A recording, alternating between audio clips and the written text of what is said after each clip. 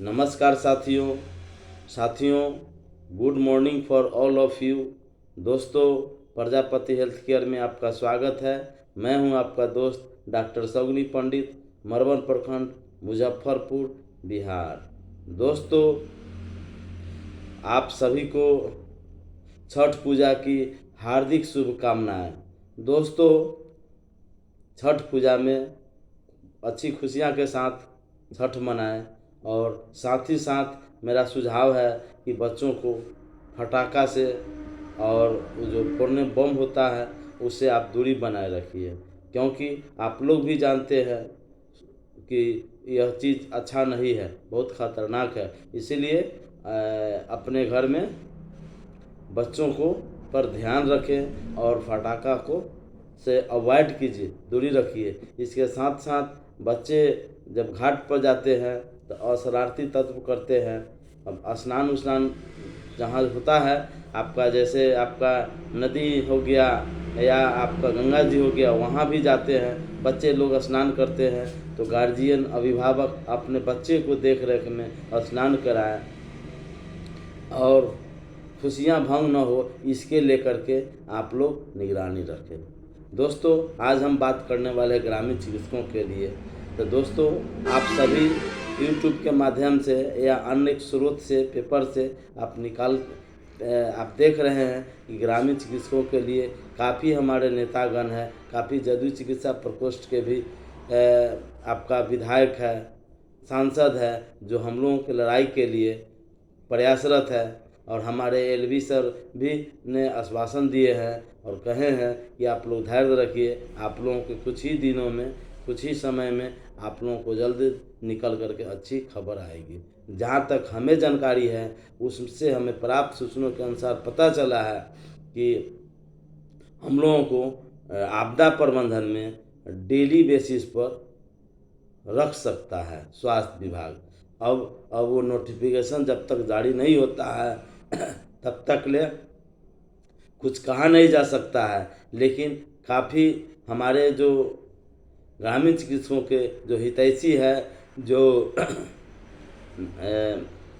जागरूक हैं, जो कि प्रमंडल अध्यक्ष लोग हैं, यानी आपका बिहार ग्रामीण चिकित्सक अधिकार मंच से जो आपका जयन मौर्या सर है, संरक्षण से आपका जो है चिकित्सा सेवा संरक्षण से आपका डॉक्टर अरविंद पंडित है, डॉक्टर पीओ सर है, पीआर किशोर सर है, आपका प्रीति पांडे मैडम है जो रक्षक हॉस्पिटल से हैं, उन लोगों को भी काफ़ी सारा पेपर के माध्यम से या आपका यूट्यूब के माध्यम से हम लोग देखते रहते हैं कि हम लोगों के लिए काफ़ी लोग जागरूकता के साथ हम लोगों को नियोजन के लेकर के काम करते रहते हैं। तो उन सभी को इस ढंग से काम करने के लिए बहुत बहुत धन्यवाद।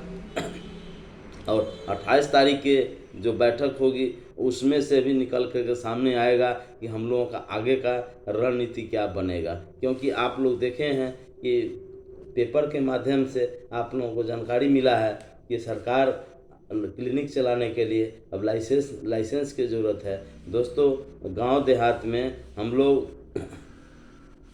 लोगों को प्राथमिक चिकित्सा करते हैं, लोगों को इलाज करते हैं, तो उसमें सरकार खुद ट्रेनिंग करा करके खुद हम लोगों को बताई कि आप लोग फर्स्ट एड कीजिए। अब लाइसेंस के लिए तो जो सीसीएस पास है वही आधार पर ही सरकार को चाहिए था कि जो उसी को ऑथराइज करे। जो हमारे 30,000 जो ग्रामीण चिकित्सक हैं उनको भी इसी पैनल से जोड़ते हुए उस काम को करे, प्रैक्टिस के लिए ऑथराइज करें, राज्य रजिस्टर खोल के उसमें रजिस्ट्रेशन करें। और जो भी हमारे और भी बहुत सारे ग्रामीण चिकित्सक साथी हैं, सभी लोगों को ट्रेनिंग अपडेट होना चाहिए। NIOS ये नहीं कि सरकार आदेश देगी तो हम ट्रेनिंग कराएंगे, वो कहेगी तो ऐसे होगा। कोरोना काल चला गया, ट्रेनिंग नहीं हुआ, लेकिन अब इस ढंग की समस्या नहीं आना चाहिए ग्रामीण चिकित्सकों को ट्रेनिंग में। इसके लेकर के काफ़ी रोष है कि हम लोगों का ट्रेनिंग नहीं हुआ, हम लोग ट्रेनिंग सेंटर पर भी नहीं जा सके। प्रॉपर तरीक़ा से जो है जो आपको ट्रेनिंग के माध्यम से जो जानकारी मिलता वो सब प्राप्त नहीं हो सका। तो बहुत सारे ग्रामीण चिकित्सक है, बहुत सारे नहीं, सभी ग्रामीण चिकित्सक है जिन्होंने दिन रात मेहनत कर रहे हैं परीक्षा देने के लिए, पास करने के लिए। तो परीक्षा, लेकिन इस बार थर्ड बैच में अगर स्टार्ट होती है NIOS से और उसका रजिस्ट्रेशन स्टार्ट होता है, तो उनसे NIOS के से हमें ज़रूर हमको ये रहना चाहिए कि हम लोगों का ट्रेनिंग अपडेट हो, और ट्रेनिंग NIOS और राज्य स्वास्थ्य समिति बिहार सरकार के अधीन में ट्रेनिंग हो, और ट्रेनिंग अच्छे ढंग से हो ताकि लोगों को अच्छा अनुभव हो। क्योंकि प्रैक्टिकल तो हमारे ग्रामीण चिकित्सक भाइयों का हम समझते हैं काफ़ी बेहतरीन है, काफ़ी अच्छा है, लोग कर रहे हैं, फर्स्ट एड के रूप में लोगों को इलाज कर रहे हैं। अब दोस्तों, दूसरे बैच के जो हमारे ग्रामीण चिकित्सक साथियों हैं उनके लिए बहुत ही महत्वपूर्ण सूचना है। सूचना यह है कि 2000 जब हम लोगों ने ये एग्ज़ाम दिए थे, तो उसमें हम लोग का जो क्वेश्चन आया था, जो हमसे पूछा गया था कि आपको ऑब्जेक्टिव क्या था, उसके बाद सब्जेक्टिव में से पूछा गया था, उसके बाद आपको रिक्त स्थान को भरने वाला, यानी इस तरह से पूछा गया था। तो आप लोगों को बीच जो 21,000 ग्रामीण चिकित्सकों ने जो परीक्षा दिया था, तो उसमें क्या क्या क्वेश्चन पूछा गया था, जिसका लोग जवाब दिए थे और पास किए थे, उसी टाइप का क्वेश्चन आप लोगों को भी आने वाला गया है। तो उसको आप बढ़िया से आप देखिए और समझिए, ताकि आपको समझ में आएगा। जो मेरे चैनल को अभी तक सब्सक्राइब नहीं किए हैं, उनसे भी मेरा प्रार्थना है कि प्रजापति हेल्थ केयर चैनल है, चैनल को सब्सक्राइब कीजिए, लाइक कीजिए और कमेंट्स ज़रूर कीजिएगा। तो मैं फर्स्ट जो 21,000 ग्रामीण चिकित्सकों ने जो परीक्षा दिया था, पास किया था, उनके लिए जो क्वेश्चन आया था, उनको मैं आप लोगों को भी पढ़ रहा हूँ, आप लोग देखें और समझें। पहला क्वेश्चन था दोस्तों, जो आपका आधारभूत जीव विज्ञान यानी बेसिक लाइफ साइंस 449, कोड 449 था। इसमें क्वेश्चन था कि पार्ट 1 से क्वेश्चन था कि पेयजल यानी पीने वाला जो शुद्ध जल होता है, अंगुलियां डालने से इसमें क्या प्रवेश कर सकता है। यानी पीने वाला पानी जो होता है, वो गिलास में हो या लोटा में आप अगर देते हैं या कहीं भी हो, उसको में अगर उंगली डाल देते हैं तो उसमें क्या प्रवेश कर सकता है। दूसरा क्वेश्चन था कि इस ऑब्जेक्टिव क्वेश्चन है, रिक्त स्थान की भरने वाला। ये सदाबहार का फूल डैश को नियंत्रित करता है। यानी सदाबहार का फूल डैश को नियंत्रित करता है, यानी किसको नियंत्रित करता है। तीसरा क्वेश्चन है कि डैश आपके दांतों को स्वस्थ एवं मजबूत बनाता है। क्या आपके दांतों को स्वस्थ एवं मजबूत बनाता है। अब चौथा क्वेश्चन था, योगासन का अभ्यास करने के लिए स्थान डैश तथा क्या होना चाहिए। यानी आप अगर एक्सरसाइज करते हैं, योगासन करते हैं, तो अभ्यास करने के लिए वो स्थान कौन सा होना चाहिए और क्या होना चाहिए। 5वां क्वेश्चन था, सोडा बाइकार्बोनेट तथा गुनगुने पानी का घोल डैश के लिए अच्छा है। क्या चीज़ के लिए अच्छा है। सोडा के कार्बोनेट तथा गुनगुने पानी का घोल डैश के लिए अच्छा होता है, यानी क्या अच्छा होता है। इसका 5वां क्वेश्चन है। अब 6ठा क्वेश्चन में आइए दोस्तों, कि RH पॉजिटिव व्यक्ति किसी से भी रक्त को ग्रहण कर सकता है। ये लिखा हुआ है कि गलत या सही का टिक मारना है। लिखा हुआ है, क्वेश्चन है कि RH पॉजिटिव व्यक्ति किसी से भी रक्त को ग्रहण कर सकता है। सही है तो यस करना है, गलत है तो आपको कटकुट करना है। 7वां क्वेश्चन है, भोजन के दौरान पानी पीना स्वास्थ्य के लिए लाभकर है।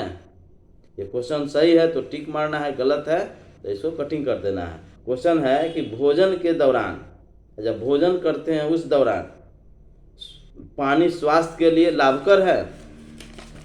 ये पूछा गया था 2021 ग्रामीण चिकित्सकों से, ये पूछा गया था। उसके बाद 8वां क्वेश्चन है, कंठछद एक फ्लैप है जो शरीर में भोजन या पानी के प्रवेश के पश्चात श्वसन नली को अवतरित कर लेता है? यह 8वां क्वेश्चन हुआ। 9वां क्वेश्चन है, शिशुओं में पेट दर्द को रक्त जांच या चिकित्सीय मशीन द्वारा मापा जाता है। यानी अगर बच्चा को पेट दर्द हो रहा है तो रक्त जांच या चिकित्सीय मशीन द्वारा मापा जाता है। गलत या सही, इसको टिक मारना है। 10वां क्वेश्चन है दोस्तों कि अनिवार्य पोषक तत्वों की अपर्याप्त अंतर्ग्रहण मात्रा तथा उनका अनुचित उपयोग कुपोषण संबंधी रोग को जन्म देता है। यानी अनिवार्य पोषक तत्व, यानी जो हमारा जो भोजन है पोषक तत्व यानी फूड जो है अनिवार्य यानी नेसेसरी है, जो अपर्याप्त अंतर्ग्रहण यानी कम ग्रहण करते हैं तथा उनका अनुचित उपयोग कुपोषण रोग को जन्म देता है। यानी आप कम ग्रहण करते हैं तो क्या यह कुपोषण को जन्म देता है?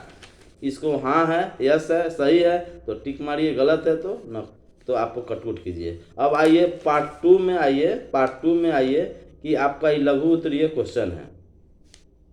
ठीक है, लघु उत्तरीय क्वेश्चन है। इस लघु उत्तरीय क्वेश्चन में आपका है, इसमें आपको प्रत्येक प्रश्न के लिए 2 अंक मिलेगा। प्रत्येक प्रश्न के लिए लघु उत्तरीय में 2 अंक आपको मिलेंगे। पहला है नेफ्रॉन का एक साफ चित्र बनाइए। जो नेफ्रॉन होता है, जो किडनी में दास्ते होइएगा, लाखों की संख्या में नेफ्रॉन होता है, तो उसका कह रहा है कि वो चित्र बनाइए, रेखा चित्र बनाइए। इसमें 2 नंबर मिलेगा। 12वां क्वेश्चन है पित्ताशय का आपका मुख्य कार्य क्या है? यानी पित्ताशय का मतलब है फंक्शन ऑफ गॉल ब्लैडर का मुख्य कार्य क्या है, काम क्या है, गॉल ब्लैडर का क्या काम है, उसको आपको लिखना है। जिसमें लिखते हैं सही तो 2 नंबर आपको दिए जाएंगे। 13वां क्वेश्चन है विभिन्न प्रकार के ऊतकों का नाम बताइए। आपका जो ऊतक है, कितना ऊतक है, उसमें लिख रहा है कि उसका नाम को लिखना है। ठीक है। 5वां क्वेश्चन है थायरोक्सिन हार्मोन्स का कार्य समझाइए। ये जो थायराइड जो होता है हार्मोन, जिससे थायरोक्सिन निकलता है, उसका क्या काम है, क्या रोल है, उसके बारे में लिखना है, समझाना है, लिखना है। आपके क्वेश्चन नंबर 14 पर अगर यह सही लिखते हैं तो आपको 2 नंबर दिए जाएंगे।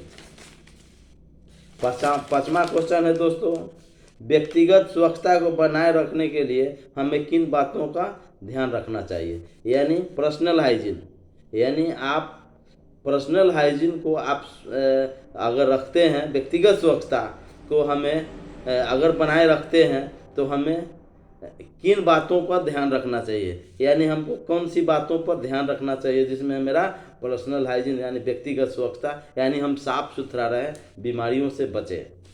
5वां क्वेश्चन है, अगर 15वां क्वेश्चन है, अगर यह सही बनाते हैं तो आपको 2 नंबर दिए जाएंगे। यह सिर्फ सेकेंड बैच के जो ग्रामीण चिकित्सक जो 30,000 है, जो जिनको एग्ज़ाम देना है, उनको क्वेश्चन मॉड्यूल है जो 21,000 ग्रामीण चिकित्सक है जिन्होंने पास किए थे, उन लोगों के लिए से पूछा गया था। इसी टाइप का क्वेश्चन आप लोगों को भी आएगा। क्वेश्चन दूसरा रहेगा लेकिन टाइप यही रहेगा। तो इसके लेकर के आपको हम ये बता रहा हूँ। ये नहीं समझिएगा दोस्तों कि हमको क्वेश्चन मिल गया है और ये मैं आउट कर रहा हूँ, तो ऐसा बात नहीं है। अच्छे स्वास्थ्य वाले व्यक्ति की 4 विशेषता का उद्देश्य लिखिए, उल्लेख कीजिए। यानी अच्छे स्वास्थ्य जो हाइजीन जिसको हेल्दी है, हेल्दी व्यक्ति के लिए 4 विशेषता क्या है उसका उल्लेख करना है। 17वां क्वेश्चन है अस्वस्थ भोजन से गले का संक्रमण कैसे होता है? अगर अस्वस्थ भोजन यानी पोल्यूटेड वाटर, पोल्यूटेड पानी, भोजन, फूड, कंटामिनेटेड फूड जब आप लेते हैं तो गले का संक्रमण कैसे होता है, इस पर आपको लिखना है। अब आइए 18वां क्वेश्चन में आइए कि मलेरिया से बचने के लिए आप लोगों को किन घरेलू उपचारों के बारे में सलाह देंगे? मलेरिया से अगर बचाव करना है, आपके कम्युनिटी में यानी जहाँ आप हैं, चाहे रहें, चाहे जो भी रहें, उसके बचाव के लिए आप घरेलू उपचार के लिए आप क्या सलाह लोगों को देंगे? ये क्वेश्चन है, आपको 18 नंबर क्वेश्चन है जो आपको जवाब देना है। अगर सही सही जवाब देते हैं तो इसमें 2 नंबर आपको दिए जाएंगे। अब दोस्तों 19वां क्वेश्चन है कि आपके 10 वर्षीय भाई को खांसी या जुकाम होने पर आप उसे कौन सा घरेलू उपचार देंगे? आपके या आपके पास पड़ोस के जिस जो भी है, जो उनको अगर खांसी हो जाए व जुकाम हो जाए तो उसे कौन सा घरेलू उपचार बतलाइएगा जिससे उसका खांसी ठीक हो जाएगा, उसका जुकाम है जो ठीक हो जाएगा। घरेलू उपचार के बारे में बतला रहा है, सिर्फ और सिर्फ न कि इलाज दवाई, सिर्फ घरेलू उपचार के बारे में आपको देना। अगर यह सही जवाब देते हैं तो इसमें आपको 2 नंबर दिए जाएंगे। नंबर क्वेश्चन 20 है, आयोडीन तथा लौह की कमी से होने वाले रोग का नाम बतलाइए। आयोडीन की कमी से क्या रोग हो जाता है? आयरन की कमी से, आयरन की कमी आपके बॉडी में कौन सा बीमारी हो जाएगा, इसके बारे में आपको लिखना है। 21वां क्वेश्चन है, खनिज लवणों के 2 प्रमुख कार्य बतलाइए। यानी खनिज लवण मिनरल जो होता है, जो जिसको साल्ट कहिए, मिनरल साल्ट, उसके कमी हो जाने से आपका उसका कार्य क्या है? जो मिनरल्स होता है ना, उसका कार्य क्या है, काम क्या है, उस पर आपको लिखना है। नंबर 22, नियम कितने प्रकार के होते हैं? उनके नाम क्रम से लिखिए। ठीक है, नियम कितने प्रकार के होते हैं उनका नाम आपको क्रम बाय क्रम 1 2 3 4 करके आपको लिखना है।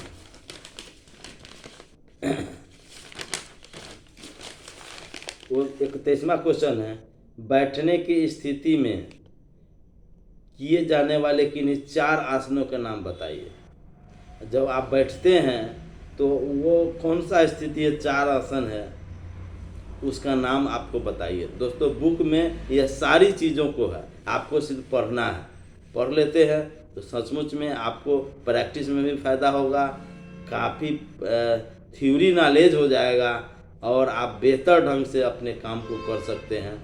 और इसके लेकर के परीक्षा पास करने के लिए भी तैयारी ज़रूरत है और आपके नॉलेज की भी ज़रूरत है, तो आप इसको पढ़िए, तैयारी कीजिए।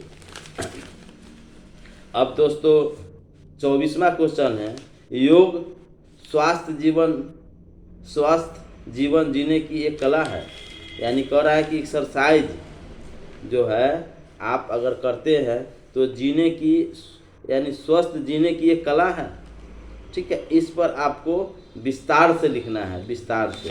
इसको भी आप लिखते हैं तो आपको 2 नंबर दिए जाएंगे। सूर्य नमस्कार से आपका क्या अभिप्राय है? सूर्य नमस्कार में कुल कितने स्थितियां हैं, मतलब सूर्य नमस्कार क्या है उसको बारे में लिखना है और उसको कुल कितने स्थितियां हैं उसके बारे में आपको डिटेल्स लिखना है। अब आइए पार्ट 3 का क्वेश्चन है जो कि दीर्घ उत्तरीय क्वेश्चन है और इसमें 6 क्वेश्चन है और इसमें 5 अंक, एक क्वेश्चन का 5 अंक मिलेगा। तो क्वेश्चन देखें, स्थितियां यानी बोन के आकार एवं क्षेत्र के अनुसार वर्गीकरण कीजिए। यानी हड्डी जो होता है उसका क्या आकार होता है, क्या शेप होता है और उसका कितने क्लासिफिकेशन है, यानी कितने अलग अलग है हड्डियाँ, उसके बारे में आपको विस्तार से लिखना है। नंबर 27 है, प्रतिरक्षा प्रणाली क्या है, यानी इम्यूनिटी सिस्टम क्या है। प्रतिरक्षा प्रणाली के विषय में वर्णन कीजिए। यानी इम्यूनिटी जो सिस्टम होता है उसके विषय में डिस्कस करना है, चर्चा करना है, आपको लिखना है। अगर सही इम्यूनिटी प्रतिरक्षण प्रणाली के बारे में आप लिख देते हैं, इसमें 5 नंबर आपको दिए जाएंगे जो आपके लिए बहुत महत्वपूर्ण है। अब 28वां क्वेश्चन है कि बच्चों में होने वाली किन्हीं 2 बीमारियों का नाम बताइए तथा उनके कारणों और लक्षण को समझाइए। बच्चों में जो बीमारी होता है बचपना में, चाइल्डहुड में, बचपना में, उसका आपको नाम बताना है कि कौन सा बीमारी होता है और वो कारण क्या है और उसका सिम्टम्स क्या है, उसका लक्षण क्या है, उसके बारे में आपको बतलाना है। 29वां क्वेश्चन है, प्रत्येक दिन व्यायाम करने से हम चुस्त एवं तंदुरुस्त रह सकते हैं। हम एवरीडे एक्सरसाइज करते हैं, व्यायाम करते हैं, तो हम उसके लिए तंदुरुस्त रह सकते हैं, या रह सकते हैं तो कैसे, इसके बारे में आपको व्याख्या करना है। दीर्घ उत्तरीय क्वेश्चन है, एक क्वेश्चन पर आपको 5 नंबर दिए जाएंगे। उसके बाद लिखा हुआ है कि असंतुलित पाचन के उपचार से संबंधित 5 मौलिक सिद्धांत लिखिए। यानी असंतुलित पाचन के उपचार से संबंधित 5 मौलिक सिद्धांत को लिखिए। ये आपको लिखना है। तो आप लोगों के पास प्रैक्टिकल तो बढ़िया है, थ्योरी के लिए आपको पढ़ना पड़ेगा, तभी आप नंबर 30वां या जितना क्वेश्चन है आप जवाब दे पाएंगे। दोस्तों 31वां क्वेश्चन है कि यहाँ कुछ खाद्य पदार्थ दिए गए हैं, उनमें मिलने वाली विटामिन्स का नाम लिखिए। यानी जो खाने का कुछ सामान है उससे आपको कौन कौन सा विटामिन आपको मिलेगा वो आपको इसमें बतला रहे हैं। जैसे आपका आंवला हो गया, तो आंवला खाते हैं तो उसमें कौन सा विटामिन्स आपको मिलता है। गाजर खाते हैं तो उसमें कौन सा विटामिन्स आपको मिलता है। यकृत यानी लीवर जो कलेजी होता है वो खाते हैं तो उसमें आपको क्या प्राप्त होता है। अमरूद खाते हैं, गुआवा खाते हैं तो उससे आपको क्या प्राप्त होता है। हरी पत्तेदार सब्जियां यानी ग्रीन लीफ वेजिटेबल्स अगर आप खाते हैं उससे आपके बॉडी को क्या फ़ायदा होगा, कौन सा विटामिन मिलेगा। संतरा ऑरेंज अगर आप खाते हैं तो उससे आपके बॉडी को क्या फ़ायदा होगा, क्या नुकसान होगा। यानी फ़ायदा के बारे में लिखना है, नुकसान के बारे में लिखना है। उसका टोमेटो इसके बारे में आपको लिखना है। लौकी इसके बारे में आपको फ़ायदे के बारे में लिखना है। अंडा एग के बारे में आपको लिखना है। पपीता के बारे में आपको लिखना है। ये आपका 31 को क्वेश्चन है। 31 क्वेश्चन को अगर आप सही लिख देते हैं तो आपको अच्छे मार्क्स आएंगे, आप अच्छे डिवीजन से पास होंगे। तो इसको आपको लिखने के लिए, आपको पास करने के लिए आपको पढ़ना पड़ेगा। तो पढ़ने के लिए अब आपके पास समय बहुत कम है, इसलिए अच्छे विद्यार्थी की तरह आप लोग पढ़िए। जो आप लोग 30,000 ग्रामीण चिकित्सक है, आप लोग पढ़िए, पास कीजिए, अच्छे मार्क्स लाइए, अच्छे डिवीज़न लाइए। आपको इसका बेनिफिट जब आपका रिजल्ट आएगा तो इसका बेनिफिट आपको मिलेगा। बेनिफिट बहुत मिलेगा, अच्छा मिलेगा। अच्छे मार्क्स पर हो सकता है सरकार इसमें कुछ और आपको एक्स्ट्रा या कुछ आपको बेनिफिट के रूप में कुछ आवे और कुछ आपको मिले। तो इसके लेकर के आप लोग एकदम बिल्कुल बेधड़क अच्छे विद्यार्थी की तरह आपको पढ़ना है। इसके साथ साथ आपका प्रैक्टिकल का भी कॉपी तैयारी करना पड़ेगा। प्रैक्टिकल का कॉपी आपको तैयारी करके कॉपी आपको देना पड़ेगा। जो आपका स्टडी सेंटर है जहाँ आपका ट्रेनिंग हुआ था वहाँ पर प्रैक्टिकल कॉपी देना है। उसके बाद भैवा भी आपसे पूछा जाएगा, उसमें भी आपको जवाब देना पड़ेगा। तो ये सब जो भी क्वेश्चन है जो भी है ये आप लोगों के लिए कुछ नहीं है तो बहुत कुछ है। इसलिए आप लोगों को पास करना है तो आप लोगों को पढ़िए, तभी जा कर के आप लोग सफल होइएगा और आप लोग पास कीजिएगा। क्योंकि पिछले बार जब 21,000 ग्रामीण चिकित्सक थे जिन्होंने परीक्षा दिए थे तो 5,000 के आसपास में ग्रामीण चिकित्सकों ने फेल हो गए थे। तो फिर उन लोगों को सप्लीमेंट्री से फॉर्म भरना पड़ा। जिस विषय से फेल हुए थे उसी विषय का फॉर्म भरना पड़ा। उसी विषय का आपका जो पैसा लगा तो उसका फिर उनका एग्ज़ाम हुआ, फिर परीक्षा दिए, फिर वो जाके पास किए। तो इसके चक्कर में नहीं रहे, क्योंकि इसमें काफ़ी आपको मुसीबत परेशानी का सामना करना पड़ेगा, या दिल्ली से फॉर्म भराएगा, मतलब अनेकों झमेला है। तो झमेला से बचना है तो आप लोगों को निश्चित ही पढ़ना पड़ेगा, परीक्षा देना पड़ेगा और पास करना पड़ेगा। इसके साथ साथ दोस्तों जो आप लोग जो सोचते हैं कि हमको कोई मदद करने वाला मिलेगा, कोई हमको सेटिंग करा देगा, कोई हमको स्कूल में हेल्प मिलेगा, तो यह सब भ्रम में नहीं रहे।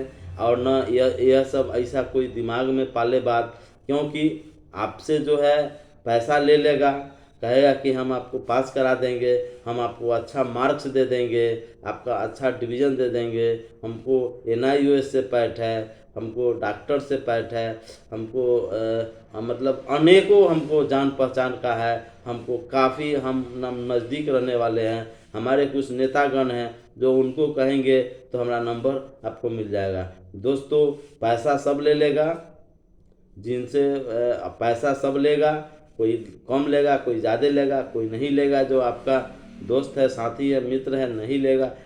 लेकिन हम समझते हैं कि पैसा के लेकर के ही लोग ऐसा प्रोपेगेंडा अपनाते हैं, लेकिन कहीं आपको हेल्प होने वाला नहीं है। परीक्षा में काफ़ी टाइट चुस्त दुरुस्त एग्ज़ाम होता है, काफ़ी टफ एग्ज़ाम होता है।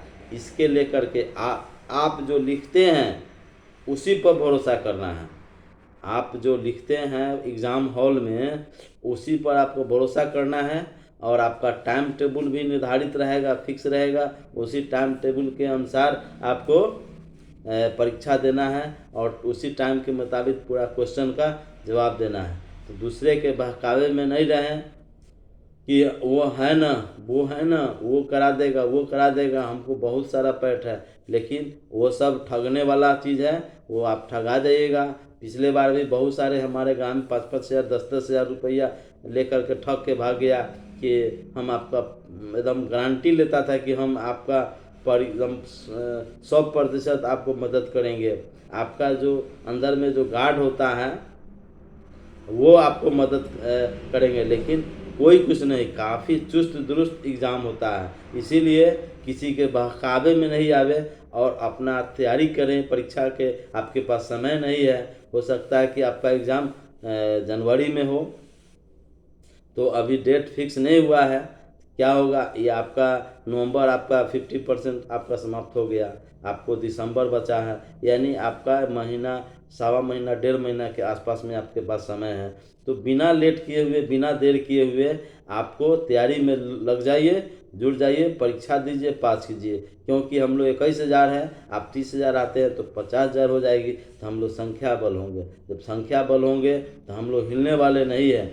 जिस तरह से आशा और आंगनबाड़ी दीदी 50,000 की संख्या में धरना प्रदर्शन बैठती है, रोड जाम करती है, कि सरकार का घेराव करती है, सरकार सुनती है। अब हम लोगों का जो है, जो लोग बहुत सारा ग्रामीण 21,000 है, लेकिन पहुंचता लोग कम है, जिस संख्या बल नहीं पड़ता है। इसके लेके सरकार भी देखती है कि लोग एकता नहीं है, लेकिन हम लोगों को एकता बनाए रखना है, और अपने हक और अधिकार के लेकर के हम लोगों को जहाँ ज़रूरत पड़ेगा धरना प्रदर्शन में हम लोगों को चलना है, और सफल होकर रहना है, और सफलता लेके रहना है। दोस्तों, धन्यवाद दोस्तों। एक बार पुनः आप लोगों से विनती है कि मेरा प्रजापति हेल्थ केयर चैनल है, चैनल को सब्सक्राइब कर दीजिए, लाइक कीजिए, कमेंट्स कीजिए। कमेंट्स के ज़रिए आप हमें सुझाव दे सकते हैं, सुझाव दीजिए, क्योंकि हम सुझाव को निश्चित रूप से देखते हैं और हम उसमें प्रयास करते हैं कि हम लोग उसमें परिवर्तन लाएं, बदलाव लाएं। धन्यवाद दोस्तों, और आप सभी को छठ की हार्दिक शुभकामनाएं। पूरे देशवासियों को, सभी ग्रामीण कृषकों को मेरा प्रणाम और हार्दिक शुभकामनाएं, छठ की हार्दिक शुभकामनाएं। धन्यवाद।